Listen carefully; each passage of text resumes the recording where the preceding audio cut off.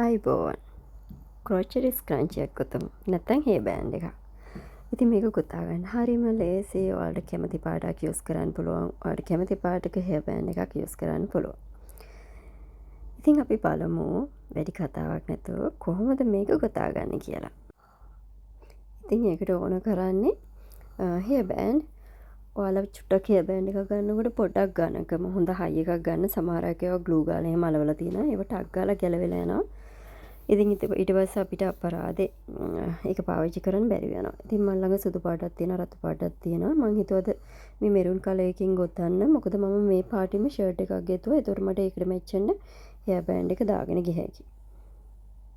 ඉතින් මම මේ වගේ පොඩ්ඩක් හොඳ හයි ඝනකම හෙයා බෑන්ඩ් එකක් තමයි ගත්තේ. ඒකට මම ස්ලිප් නෝට් එකක් දාගත්තා. දැන් ස්ලිප් නෝට් එක දාගෙන මම මේ හෙයා බෑන්ඩ් එකට half double crochet ගොතනවා.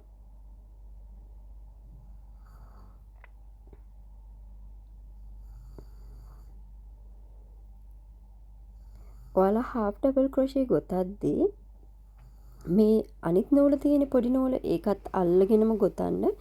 එතකොට ඔයාලට ආයේ නූල හඟවන්න අවශ්‍ය වෙන්නේ නැහැ. එතකොට ඉදිකට දාගෙන දඟලන්න ආයෙ ඕනේ නැහැ නූල හංගන්න. මෙහෙමම ගොතාගෙන ගිහිල්ලා ටික දුරක් ගොතාගෙන ගිහිල්ලා ඔයාලා ඒ නූල කපලා දාන්න. එතකොට ආයෙ හංගන්න උවමනාවක් නැහැ. ඉතින් මම මේක දිගටම half double crochet ගොතාගෙන යනවා. ගොඩක් ළඟින් ගොතන්න ඕන. ඉතින් පොඩ්ඩක් ඇදලා හිර කරලා ගොතන්න මේක පිරෙන්නම ගොතන්න ඕන. මොකද නැත්තම් හෙයා බෑන්ඩ් එක අදිනකොට අපිට තනින් තන ගොඩක් බුරුල්ලට ගොතලා තිබුණොත් ගොඩක් ඈතින් ගොතලා තිබුණොත් ඒක කැතයි. ඊට පස්සේ දැන් මම කරන්නේ මේක වටේටම ගොතාගෙන යනවා.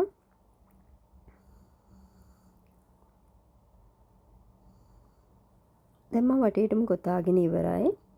මම දැන් මේක ජොයින් කරන්න යන්නේ. ඉතින් මම ඒකට ස්ලිප් ස්ටිච් එකක් දාලා මේ විදිහට ජොයින් කරගන්නවා. දැන් ඊට පස්සේ මම කරන්නේ ඩබල් ක්‍රොෂේ ගොතන්නේ. අපි පළවෙනි වටේදී ගිතුවේ half double crochet දෙවෙනි වටේදී මම ගොතන්නේ double crochet. ඉතින් හැම එකකටම double crochet දෙක ගානේ ගොතනවා මම. ඔයාලට ගොඩාක් රැලි වුණනම් 3 ගානේ ගොතන්න පුළුවන්. නැත්තම් එකකට දෙකක් ඊළඟ එකට 3ක් එහෙම ගොතන්නත් පුළුවන්. ඉතින් ඔයාලට කැමති විදිහට ගොතා ගන්න. ඒකට කිසිම රූල් එකක්වත් කිසිම දෙයක් නැහැ. ඔයාලට කැමති නම් මේ විදිහට ගන්න. ඔයාලා මං කියන විදිහට ගොතන්න. ඉතින් මම මේ විදිහට වටේටම හැම එකකටම ඩබල් ක්‍රොෂේ දෙක ගානේ ගොතාගෙන යනවා.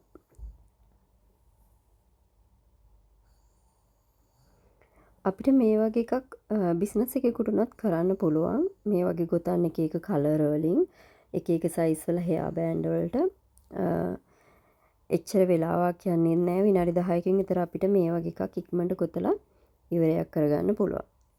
දැන් මම අවසාන ටික ගොතන්නේ.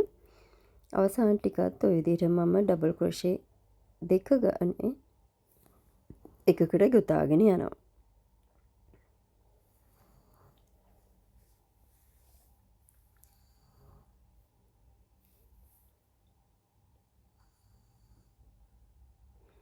ඔයාලට කැමති කලර් එකකින් තෝරගන්න. නැත්නම් ඔයාලට කලර් චේන්ජ් කරන්නත් පුළුවන්. පළවෙනි එක වෙන පාටකින් ගොතලා දෙවෙනි එක වෙන පාටකින් ගොතලා මම මේකේ වට 3ක් යනවා. ඉතින් පළවෙනි එකයි තුන්වෙනි එකයි වට එක පාටකින් ගොතන්න පුළුවන්. මැද එක වෙන පාටකින් ගොතන්න පුළුවන්. ඔයාලට ඇඳුමට මැච් වෙන විදිහට ඔයාලට කැමති විදිහකට මේක ගොතා ගන්න පුළුවන්. ඊට පස්සේ මම දැන් මේක ස්ලිප් ස්ටිච් එකක් දාලා ජොයින් කරගන්නවා. හොඳට අවසානයකටත් බලලා ගොතා ගන්න. දැන් මම ස්ලිප් ස්ටිච් එකක් දාලා මේක ජොයින් කරගන්නවා.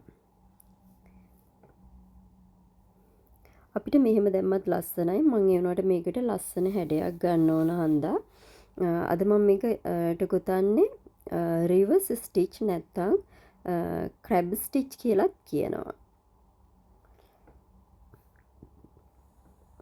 ඉතින් දැන් අපි මේ විදිහට ගොතලා ස්ලිප් ස්ටිච් එකක් දාගන්නවානේ. එම ස්ලිප් ස්ටිච් එකක් දාගෙන අපි මේක නෝමලි ගොතන්නේ මේ පැත්තටනේ. දැන් මම ගොතන්න යන්නේ අනිත් පැත්තට. මොකද මේක රිවර්ස් ස්ටිච් එක තමයි මම ගොතන්න යන්නේ. නැත්නම් මේකට ක්‍රැබ් ස්ටිච් කියලා කියනවා. ඊට පස්සේ මම කරන්නේ මෙහෙම දකුණු පැත්තට චේන් එකට හුක් එක ඇතුල් කරලා නූල පටලවලා අරගෙන එතකොට අපිට නූල් දෙකක් ඉතුරු වෙනවා කට්ට උඩ. ඒ දෙක ආයේ නූල පටලවලා අරගෙන අතාරිනවා. මේක සිංගල් ක්‍රොෂේ එකමයි. ඒක රිවර්ස් අතට තමයි අපි ගොතන්නේ. ඉතින් එහෙම ගෙතුවාම හරිය ලස්සන ඩිසයින් එකක් තමයි එන්නේ. ඔයාලා බලන්නකෝ මම රිවර්ස් ස්ටිච් එක නැත්නම් මේ ක්‍රැබ් ස්ටිච් එක කරලා වෙනමම වීඩියෝ එකක් හිමිට අප්ලෝඩ් කරන්නම්. ඔයාලට දැනට මං හිතනවා මේක තේරෙයි කියලා. අපහැදිනම් මට කමෙන්ට් එකක් දාන්න. මම පුළුවන් තරම් ඉක්මනට ඒ වීඩියෝ එක පැහැදිලිව කරලා අප්ලෝඩ් කරන්න බලන්නම්. ඉතින් මෙහෙම අපි රිවර්ස් ස්ටිච් එක ගෙතුවාම ලස්සන නිකන් වේව් එකක් වගේ තමයි එන්නේ. ඉතින් එහෙම ගෙතුවාම හරිය ලස්සනයි. වෙන වෙන මුකුත් කරන්න ඕනේ. අපිට මේ රිවර්ස් ස්ටිච් එක ඕනම එකකට ගවුමක අවසානයකට, ෂර්ට් එක අවසානයකට, තොප්පි වල අවසානෙට ඕන එකකට දාන්න පුළුවන්. එතකොට ඒකේ ලස්සන ඩිසයින් එකක් මැවෙනවා. අය වෙන මුකුත් කරන්න ඕනේ නැහැ.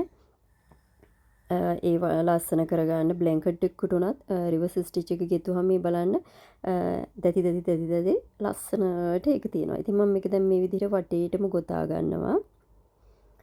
මම දැන් වටේටම ගොතා ගත්තා. අවසාන කීපේ තමයි මට ගොතන්න තියෙන්නේ.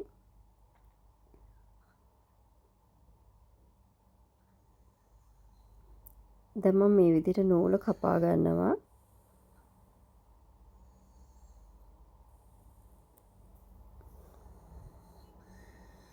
බලන්න මේකේ ලස්සන ඩිසයින් එකක් මැවලා තියෙන තෙති. දැන් මේක වෙන කිසි දෙයක් කරන්න ඕනේ නැහැ. මේ දැන් අපි අර ඉස්සරම පටන් ගත්ත තැන තියෙන නූල මම ඒකත් කපලා දානවා. දැන් ඊට පස්සේ මට කරන්න තියෙන්නේ මේ නූල හංග ගන්න ඕන.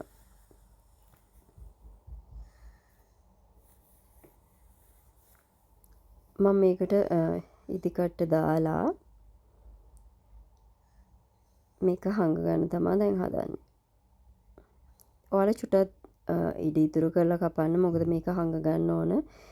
නැත්තම් අපිට ඒකේ ලෙහෙන්න බලනවා. අපි හැම වෙලාවකදීම මොකක් හරි ගෙතුමක් අවසන් කරපුවාම මේ විදිහට හංග ගන්නේ. ඒ ගෙතුම ලෙහෙන්නේ නැති වෙන්න. ඉතින් හොඳ පිටපැත්තෙන් නෙවෙයි කන පිටපැත්ත බලලා කන පිටපැත්තෙන් මේක පොඩක් මහලා ඔයාලා දන්නවා නූල් හංගන්න මං කියලා දීලා තියෙනවා කලින්. විදිහට හිමීට ලස්සනට පිටට පේන්නේ නැති විදිහට මේ නූල හංග ගන්න.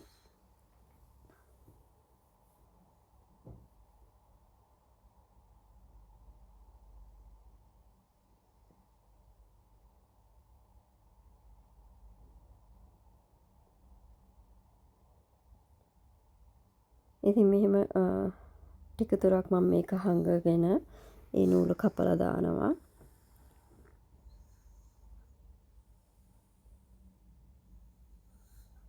ඔයාලා මේකෙන් අයිඩියා එකක් විතරක් ගන්න. ඊට පස්සේ ඔයාලට කැමති විදිහට ස්ක්‍රන්චි ගොතාගෙන යන්න පුළුවන්. ඊට පස්සේ මම මේ නූල කපලා දාන්න යන්නේ. මං අඟලක් දෙකක් මේක නූල ඇදගත්තා. දැන් ඉතින් මේක රෙඩි. ඔයාලට ඕන නම් ටිකක් ලොකුවට රැලි කරගන්න තව වැඩිපුර දඟල් ඩබල් ක්‍රොෂේ 3 ගානේ වගේ ගොතන්න. ඉතින් බලන්න මගේ ස්ක්‍රන්චි එක ගොතලා ඉවරයි. ඔයාලා try කරලා බලන්න.